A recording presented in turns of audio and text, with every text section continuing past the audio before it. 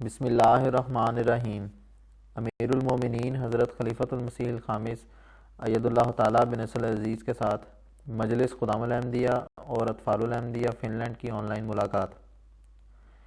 امام جماعت احمدیہ حضرت خلیفۃ المسیح الخامس اید اللہ تعالیٰ بنصر العزیز کے ساتھ مورخہ 12 فروری 2023 کو فن لینڈ جماعت کے خدام اور اطفال کی آن لائن ملاقات ہوئی۔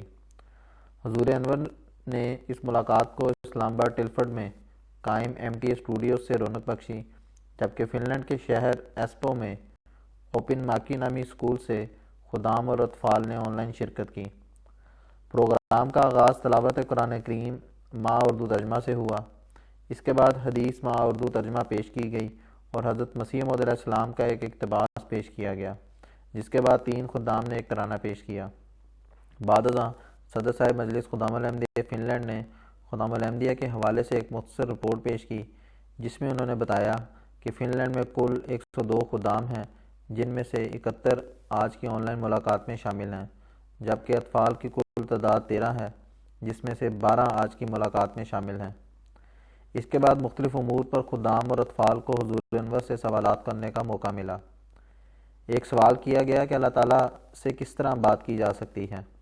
اس پر حضور انور نے فرمایا کہ نمازوں میں اللہ تعالیٰ سے دعا کرنی چاہیے کہ وہ ہم سے بات کرے اور ہماری دعائیں قبول کرے۔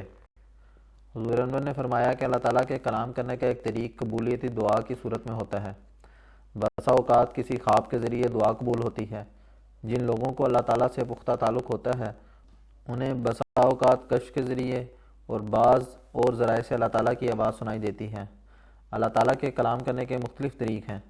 حضرت مسیح موعود علیہ السلام کا ایک شعر ہے: قدرت سے اپنی ذات کا دیتا ہے حق ثبوت، اس بے نشاں کی چہرہ نمائی یہی تو ہے۔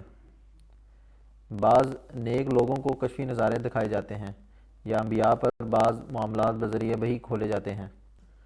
ایک سوال کرنے والے نے عرض کیا کہ اس کا پختہ ایمان ہے کہ اس زمانے میں خلیفہ وقت ہی اللہ تعالیٰ کے سب سے مقرب بندے ہیں، اور سوال کیا کہ اللہ تعالیٰ خلیفہ وقت کی کس طرح رہنمائی فرماتا ہے۔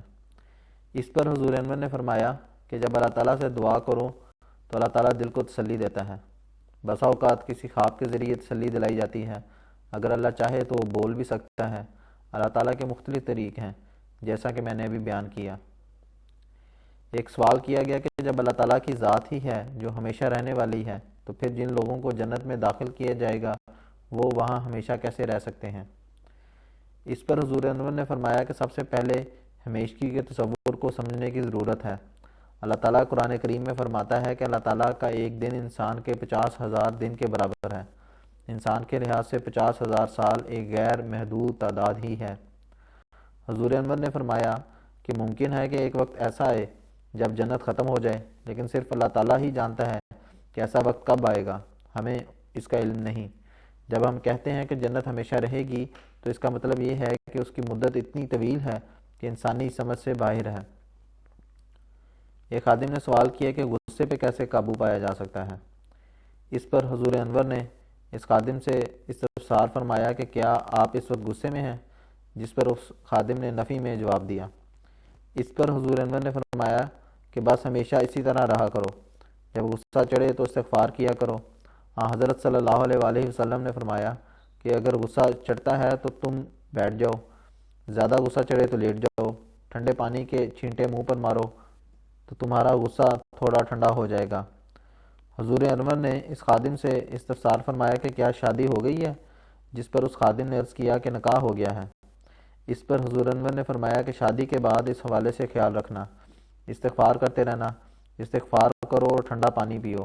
حضرت صلی اللہ علیہ وآلہ وسلم نے فرمایا ہے غصے میں زیادہ اچھلنے کودنے کی بجائے بیٹھ جاؤ تاکہ غصہ تھوڑا سا ٹھنڈا ہو جائے، یہی طریقہ ہے۔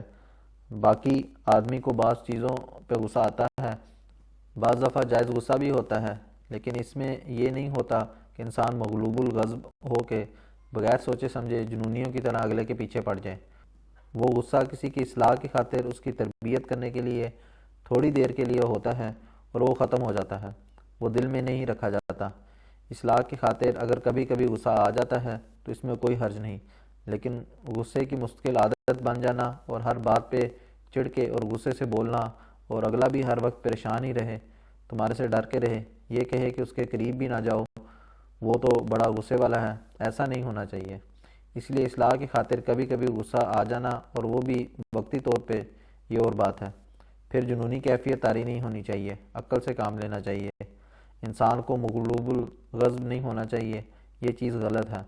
باقی انسانی فطرت ہے، تھوڑا بہت غصہ تو آتا ہی رہتا ہے، اور اس میں بھی حضرت صلی اللہ علیہ وآلہ وسلم نے علاج بتایا ہے کہ اگر ناجائز غصہ ہے تو استغفار پڑھو، بیٹھ جاؤ اور ٹھنڈا پانی پیو۔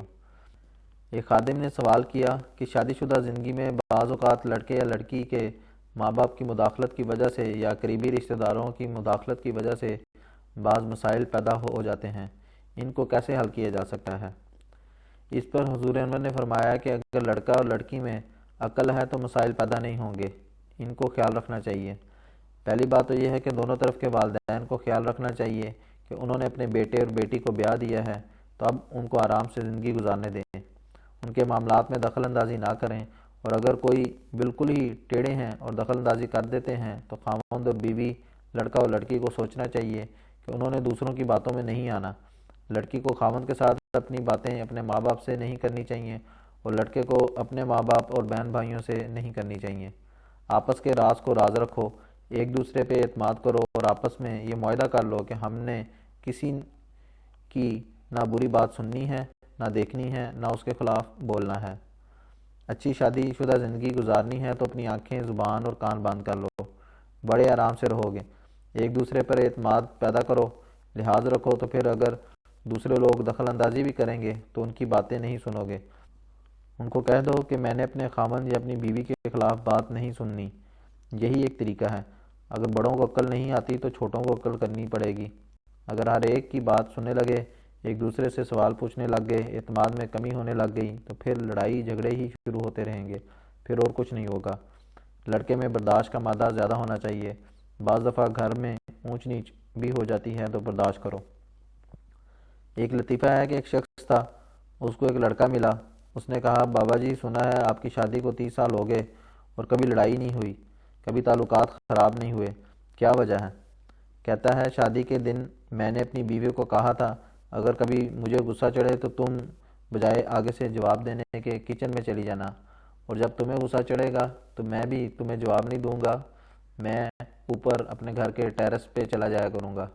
تو کہتا ہے کہ گزشتہ 30 سال سے میں ٹیرس پہ بیٹھا ہوا ہوں۔ اس لیے مرد کو ہی حوصلہ دکھانا پڑتا ہے۔ ایک خادم نے سوال کیا کہ آج کل جماعت کے اوپر ظلم و ستم بہت بڑھ گئے ہیں، آخر کب تک جماعت کو ان مظالم سے چھٹکارا مل سکے گا؟ اس پر حضور انور نے فرمایا کہ جب آپ اپنی دعاؤں کو انتہا پر پہنچا دیں گے، پہلے اپنا جائزہ لیں۔ آپ نے کس حد تک اللہ تعالیٰ سے تعلق پیدا کر لیا ہے؟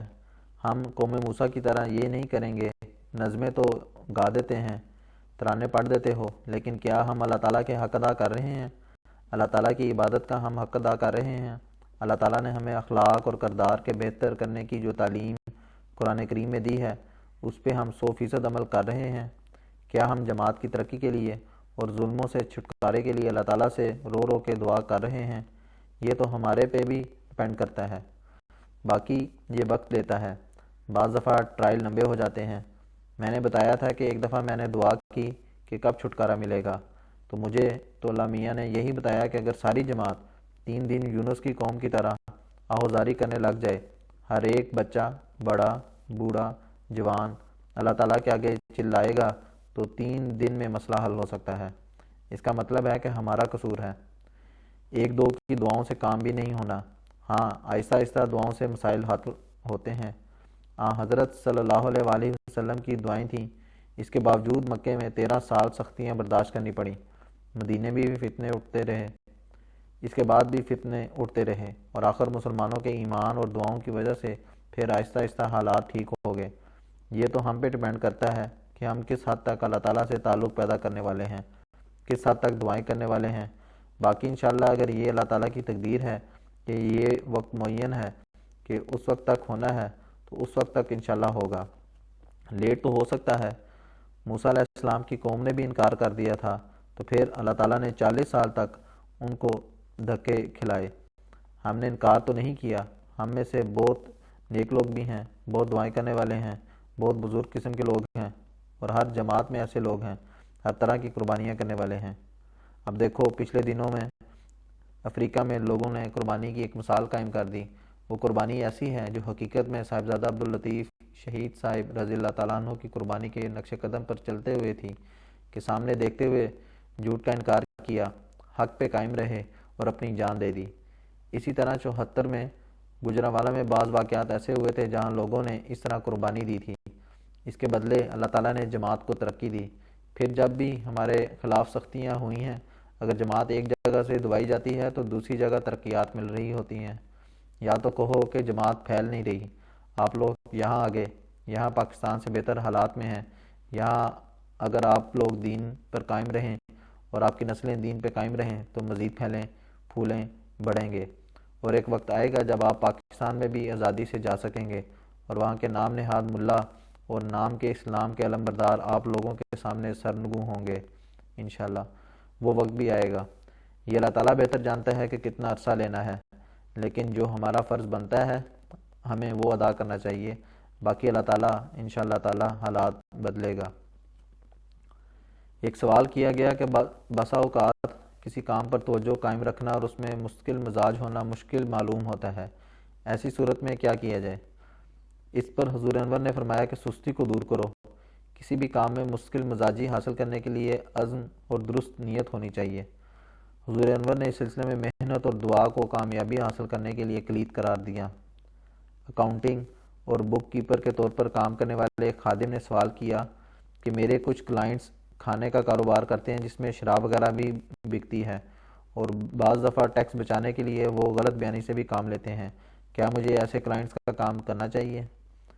اس پر حضور انور نے فرمایا کہ اول تو یہ ہے کہ اگر ٹیکس بچانے کے لیے آپ کو کہتے ہیں کہ تم ہماری یہ انکم نہ ڈالو اور غلط انفارمیشن دیتے ہیں تو ان کا کام نہیں کرنا چاہیے، آپ کا کام صاف ستھرا ہونا چاہیے۔ دوسرا یہ کہ جو غیر حلال چیزوں کا کام کرتے ہیں تو اس میں آپ براہ راست انوالو تو نہیں ہیں، صرف ان کے اکاؤنٹس دیکھ رہے ہیں، وہ اکاؤنٹس دیکھنے کی حد تک آپ کر سکتے ہیں، نہیں تو پھر تو بینکنگ کے نظام میں سود کا نظام بھی حرام ہے، اور بہت ساری چیزیں ہیں۔ آج کل پورا مالی نظام بگڑ گیا ہے، اس میں بہت ساری مشکلیں پیش آ جائیں گی، سود بھی تو حرام ہے۔ اب آپ نے کوٹ پہنا ہوا ہے، کپڑے پہنے ہوئے ہیں، اس میں کئی بزنس میں کتنے سود انوالو ہوں گے، تو اکاؤنٹ کیپنگ رکھنے کی حد تک تو ٹھیک ہے، لیکن اگر آپ کو یہ پتہ لگ جائے کہ یہ غلط ہے اور مجھے غلط گائیڈ کر رہا ہے اور ٹیکس بچانے کے لیے صحیح انفارمیشن نہیں دے رہا، یا کہتا ہے کہ کسی طرح یہاں سے میرا ٹیکس بچاؤ، تو یہ جائز نہیں۔ اگر قانون کے اندر رہتے ہوئے بعض ٹیکس بچا سکتے ہیں تو ٹھیک ہے، لیکن اگر جھوٹ بول کر اس کو بچانے والی سٹیٹمنٹ یا ریٹرن بنا کے دینے ہیں تو وہ غلط ہے۔ فرشتوں کے حوالے سے ایک سوال کا جواب دیتے ہوئے حضور انور نے فرمایا کہ فرشتوں کو حضرت آدم علیہ السلام کو سجدہ کرنے کا حکم ہوا، لیکن ابلیس جو جنوں میں سے تھا اس نے تکبر کی وجہ سے انکار کر دیا اور اپنے آپ کو برتر سمجھا۔ حضور انور نے مزید فرمایا کہ شیطان انسان کو غیر اخلاقی حرکتیں کرنے کے لیے اکساتا ہے، جبکہ اس کے برعکس فرشتے اللہ تعالیٰ کا پیغام انسانوں تک پہنچاتے ہیں اور صرف اچھے کام کرتے ہیں۔ ایک خادم نے سوال کیا کہ بعض لوگوں نے گھروں میں کتے بلیاں وغیرہ رکھے ہوئے ہوتے ہیں اور وہ ان کو پیار سے گود میں بھی بٹھاتے ہیں، کیا اس طرح کپڑے پاک رہتے ہیں اور ان کپڑوں میں نماز پڑھی جا سکتی ہے؟ اس پر حضور انور نے فرمایا کہ شوقیہ رکھنا ہو تو اس کا کوئی مقصد نہیں، لیکن کسی کام کے لیے کتے رکھنے میں کوئی حرج نہیں۔ بلیاں تو گھروں میں پھرتی رہتی ہیں اور عموماً ہر جگہ پھر رہی ہوتی ہیں، لیکن کیونکہ یہ گند وغیرہ کرتی ہیں اس لیے ان کی ایک الگ جگہ ہونی چاہیے۔ جو لوگ کتے بلیاں رکھتے ہیں وہ ان کو ایسی تربیت دے دیتے ہیں کہ ان کو پتہ ہے کہ اگر انہوں نے گند وغیرہ کرنا ہے تو باہر جا کر ایک جگہ پہ پاخانہ پیشاب کریں۔ اسی طرح کتے ہیں، ان کو گھروں کے اندر نہیں رکھنا چاہیے بلکہ باہر ایک جگہ بنا کے رکھیں جہاں سردیوں میں سردی سے بھی بچت ہو اور وہاں وہ رہیں۔ باقی اس کو ہاتھ لگا لینا، اس پر ہاتھ پھیر لینا، اس کو ہاتھوں سے پیار کر لینا، اس میں تو کوئی حرج نہیں۔ حضرت صلی اللہ علیہ وآلہ وسلم کے زمانے میں بھی جو لوگوں نے بکریوں کے بڑے بڑے ریوڑ رکھے ہوئے تھے ان کے لیے کتے رکھے ہوتے تھے، اور وہ کتے سارا دن ان کے ساتھ پھرتے رہتے تھے اور بعض دفعہ ان کے کپڑوں کو ٹچ بھی کر لیتے ہوں گے، وہ ان کو ہاتھ بھی لگاتے ہوں گے۔ اس کے بعد وہ مسجد میں آتے تھے، مدینے میں آ کر وضو کرتے تھے اور انہی کپڑوں میں ظہر اثر کی نماز پڑھ لیتے تھے۔ اگر تو واضح طور پر گند نہیں لگا تو صرف ٹچ کرنے سے گند نہیں ہو جاتا، اوپر سے سکن تو عموماً صاف ہی ہوتی ہے۔ باقی جو کتے بلیاں رکھیں تو وہ ان کو صاف بھی رکھیں۔ آج کل تو بڑا اچھا نظام ہے، کتے بلیوں کو نہلانے کے لیے انہوں نے شیمپو بھی بنائے ہوئے ہیں، لیکن گھروں کے اندر کیونکہ گند ہوتا ہے اس لیے وہاں نہیں آنا چاہیے۔ بعض دفعہ تو ان کے بال ایسے جھڑتے ہیں کہ ہوور بھی اس کو اٹھا نہیں سکتا۔ ہووروں کے اشتہاروں پہ لکھا ہوتا ہے کہ یہ ڈاگ، کیٹ اور پیٹس کے بالوں کو اکٹھا کر لے گا، لیکن اکٹھا کوئی نہیں کرتا، پھر بھی کچھ نہ کچھ گند رہ جاتا ہے۔ اس سے بعض دفعہ الرجیاں اور بیماریاں بھی شروع ہو جاتی ہیں، اس لیے کوشش کریں کہ باہر ہی رکھیں۔ یہ لوگ تو کتوں کے منہ پہ پیار بھی کر لیتے ہیں، وہ چیزیں غلط ہیں۔ باقی ہاتھ لگا لینا یا اپنے ساتھ لگا لینا، یا ٹانگ سے اگر کسی کتے نے رگڑ کھا لی اور اس کو اپنے ساتھ لگا کر کسی نے ہاتھ کپڑے کو مل لیا تو کوئی حرج نہیں ہے۔ شکار کے لیے یا پیرے کے لیے کتے رکھنے چاہیے، صرف شوق پورا کرنے کے لیے رکھنا ہے تو اس سے بچنا چاہیے، لیکن بلیاں تو ہر ایک نے رکھی ہوتی ہیں۔ ہمارے ہاں پاکستان میں بھی لوگوں نے گھروں میں بلیاں رکھی ہوتی ہیں۔ ایک خادم نے سوال کیا کہ ایک واقف نو کی حیثیت سے مجھے اسکول کی تعلیم کے ساتھ ساتھ اور کون سا ہنر سیکھنا چاہیے جو جماعت اور معاشرے کے کام آ سکے۔ اس پر حضور انور نے فرمایا کہ جو بھی انسان بنے اس کا اللہ تعالیٰ سے تعلق پیدا ہونا چاہیے، اس کو اپنی نمازوں کی حفاظت کرنی چاہیے تاکہ اللہ تعالیٰ کا حق ادا کر سکے۔ اس کے بعد اچھے اخلاق ہونے چاہیے تاکہ بندوں کے حق ادا کر سکے، اور یہی چیزیں ہیں جو تبلیغ میں بھی کام آتی ہیں۔ آپ عبادت کرنے والے ہوں گے تو اللہ تعالیٰ آپ کی مدد بھی کرے گا، لوگ بھی پہچانیں گے کہ یہ شریف بندہ ہے۔ اچھے اخلاق ہوں گے تو لوگ متاثر ہوں گے، توجہ پیدا ہوگی کہ یہ شریف آدمی ہے، اور یہ چیزیں ایسی ہیں کہ پھر انسان کے لیے تبلیغ کے رستے کھلتے ہیں۔ باقی جہاں تک ہنر کا سوال ہے تو ہر ایک کا اپنا اپنا شوق ہوتا ہے، کوئی نہ کوئی ہنر سیکھو جو انسانیت کی بہتری کے لیے مناسب ہو اور جس سے ان کی خدمت ہو۔ سخت جانی کی عادت ہو تو انسان کوئی بھی کام کر لیتا ہے۔ ہیومینٹی فرسٹ کے ذریعے سے والنٹیئرز مختلف ممالک میں جاتے ہیں، کوئی ٹیچر ہے، دوسرے پیشوں کے لوگ ہیں، وہ جا کر وہاں والنٹیئر کرتے ہیں، سامان اٹھاتے ہیں۔ اب ہنر تو انہوں نے کوئی نہیں سیکھا ہوتا، لیکن انسانیت کی خدمت کر رہے ہوتے ہیں، اس کا فائدہ ہوتا ہے۔ اسی طرح اگر کسی کو کوئی اور ہنر آتا ہو، کوئی میسن ہے، کارپینٹر ہے، پلمبر ہے، اور ان کو ہنر آتا ہے تو وہاں ری سیٹلمنٹ اور ری ہیبیلیٹیٹ کے لیے جو ضرورت ہو وہ کام کر دیتے ہیں۔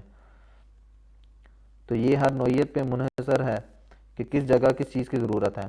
انسان کو ہر ایک کام کرنے کے لیے تیار رہنا چاہیے، جو بھی اس کو کام ملے، چھوٹی موٹی سدھ بدھ ہو وہ خدمت کرنے کے لیے کر لے، چاہے مزدوری کرنی پڑے۔ باقی اپنے پیشے میں مہارت حاصل کرنی چاہیے۔ ایک واقف نو نے سوال کیا کہ ایسے واقفین نو کے لیے حضور انور کی کیا رہنمائی ہے جو پڑھائی مکمل کرنے کے قریب ہیں۔ اس پر حضور انور نے فرمایا کہ جو واقفین نو 15 سال کی عمر کو پہنچ گئے ہیں، انہیں چاہیے کہ وہ اپنے وقف کی تجدید کریں، اور جب اپنی پڑھائی مکمل کر لیں تو جماعت کو مطلع کریں کہ انہوں نے پڑھائی مکمل کر لی ہے، اور وہ جہاں جماعت کہے خدمت کرنے کے لیے حاضر ہوں۔ اگر جماعت کو ڈاکٹروں کی ضرورت ہوگی تو کسی جماعتی ہسپتال میں ان کا تقرر کر دیا جائے گا۔ اسی طرح اگر ٹیچرز، انجینئرز، ریسرچرز یا سائنسدانوں کی ضرورت ہوگی تو اس حساب سے ان کا تقرر کیا جائے گا۔ ایک خادم نے سوال کیا کہ حضرت مسیح موعود علیہ الصلوۃ والسلام نے نفس کی درمیانی حالت کے بارے میں ایک جگہ فرمایا ہے کہ لوامہ والے ایک گھڑی میں ولی اور ایک گھڑی میں شیطان ہو جاتے ہیں، ان کا ایک رنگ نہیں رہتا، کیونکہ ان کی لڑائی نفس کے ساتھ شروع ہوتی ہے، جس میں کبھی وہ غالب اور کبھی مغلوب ہوتے ہیں۔ تاہم یہ لوگ محل مداح میں ہوتے ہیں، کیونکہ ان سے نیکیاں بھی سرزد ہوتی ہیں اور خوف خدا بھی ان کے دل میں ہوتا ہے۔ سوال یہ ہے کہ اس حالت سے نفس مطمئنہ تک کا سفر اختیار کرنے کے لیے کیا کیا جائے۔ اس پر حضور انور نے فرمایا کہ یہاں بیٹھے نہ رہو، کوشش یہ کرو کہ شیطان سے لڑائی زیادہ ہو اور نیکی کی طرف عمل زیادہ ہو، اللہ تعالیٰ سے مدد مانگو۔ پھر نفس لوامہ سے مطمئنہ میں جانے کے لیے جو لڑائی ہے، اس میں کوشش یہ ہو کہ لڑائیوں میں زیادہ تر غالب آنے کی کوشش کرو، اور ایک وقت آئے جب شیطان کو پیچھے دھتکارو۔ جب آ جائے تو پھر اللہ تعالیٰ سے ساتھ مدد بھی مانگو، اللہ تعالیٰ کی مدد کے بغیر نہیں ہو سکتا، انسان اپنی کوشش سے کچھ نہیں کر سکتا، اس کے لیے دعاؤں کی ضرورت ہے۔ اس لیے مشکل مزاجی سے اگر دعاؤں کی طرف لگے رہو گے تو شیطان کا حملہ کم ہوتا چلا جائے گا، اور حملہ کم ہوتے ہوتے ایک وقت آئے گا کہ شیطان بالکل ہی زیر ہو جائے گا، اور پھر اللہ تعالیٰ کی طرف قدم بڑھنے لگ جائیں گے۔ پھر انسان وہی کام کرے گا جو خدا اور اس کا رسول چاہتے ہیں، تو وہ ان میں پھر من النبیین والصدیقین والشہداء والصالحین کی حالت میں آ جائے گا، اور وہیں سے پھر مطمئنہ بھی شروع ہو جاتا ہے۔ یہ تو آپ کی لڑائی ہے، جیسے کشتی کے مقابلے میں کہتے ہیں کہ بیسٹ آف 5 یا بیسٹ آف 3 گیمیں ہوتی ہیں، اس میں 2 میں آپ جیتے اور 1 میں شیطان جیت گیا، یا 2 میں شیطان جیت گیا 1 میں آپ جیت گئے، یہ تو پھر برابر کا معاملہ ہو جائے گا۔ کوشش یہ کرو کہ 2-1 سے جیتتے رہو اور پھر آہستہ آہستہ اگلے سٹیپ میں چلے جاؤ۔ دنیاوی کیٹیگریز جو بنی ہوئی ہیں اسی حساب سے ان کو دیکھو، یہاں بھی روحانی کیٹیگریز بنی ہوئی ہیں۔ ایک خادم نے سوال کیا کہ جب کسی شخص کو جماعتی عہدے کے لیے چنا جاتا ہے اور اس کو معلوم ہو کہ وہ کسی مجبوری کی وجہ سے اپنی ذمہ داری کا صحیح طرح حق ادا نہیں کر سکتا، جس کی وجہ سے جماعتی کاموں میں حرج پیدا ہوتا ہے، اور اس کے برعکس وہ انکار کرنے سے بھی ڈرتا ہے، تو اس صورت میں اس کو کیا کرنا چاہیے؟ اس پر حضور انور نے فرمایا کہ اگر تو بہت مجبوری ہے تو پھر معذرت کرنے میں کوئی حرج نہیں ہے، اور اگر کوئی مجبوری نہیں ہے، صرف نفس کا دھوکہ ہی ہے، تو پھر اللہ تعالیٰ سے دعا کرنی چاہیے کہ اللہ تعالیٰ مجھے توفیق دے کہ میں کام سر انجام دے سکوں۔ اگر صرف یہی خوف و خطرہ ہے کہ میں بیوی بچوں کا حق ادا نہیں کر سکتا، تو پھر یہ نفس کے دھوکے ہوتے ہیں، کیونکہ ایسے لوگ ہیں جو بیوی بچوں کا حق ادا کرتے ہیں اور جماعت کی خدمت کا بھی حق ادا کرتے ہیں۔ بیوی کو اگر یہ ریئلائز کروا دو کہ دین کی خدمت میں بھی ایک ثواب ہے، تو پھر وہ سمجھ جائے گی اور تعاون کرے گی۔ بیویوں کو بھی تعاون کرنا چاہیے، بچوں کو ان کا حق دینا چاہیے۔ اگر سستی کی وجہ سے حق ادا نہیں کر رہے تو اس سستی کو دور کریں اور اللہ تعالیٰ سے دعا کریں، اللہ تعالیٰ آپ کی سستی کو دور کرے۔ جو بھی مسائل ہیں ان کو حل کرنے کے لیے اللہ تعالیٰ سے دعا کریں کہ اللہ تعالیٰ ان مسائل کو حل کر دے اور آپ کو خدمت کی توفیق دے۔ اور اگر ان سب چیزوں کے باوجود پریشان ہیں، بعض تباہیاں ایسی ہوتی ہیں جو پھر بھی پریشان حال رہتی ہیں کہ یہ ہو جائے گا تو پھر کیا ہوگا، پھر ٹھیک ہے معذرت کر دیں، اور کیا ہو سکتا ہے، اللہ تعالیٰ پہ کچھ توکل کرو۔ خدمت کرنی ہے تو ہم نے ہی کرنی ہے، اور کس نے کرنی ہے؟ ہم نے کوئی باہر سے تو نہیں بلانا کہ جماعت احمدیہ کی خدمت کرو، آپ نے ہی کرنی ہے، بس پھر قربانی تو کرنی پڑے گی۔ ان لوگوں کی تو خدمت یہی ہے کہ کل ایک بے چارے بندے کو الزام لگا کے کہ اس نے توہین قرآن کی ہے، لوگوں نے پہلے اسے پولیس تھانے سے نکال کر ننگا کیا، اسے سڑکوں پہ کھینچا، اس کے بعد اس کو زندہ جلا دیا۔ یہ تو ان کے کام ہیں۔ اگر ہم نے ان سے مدد لینی شروع کر دی تو پھر ہمارا بھی یہی حال ہوگا۔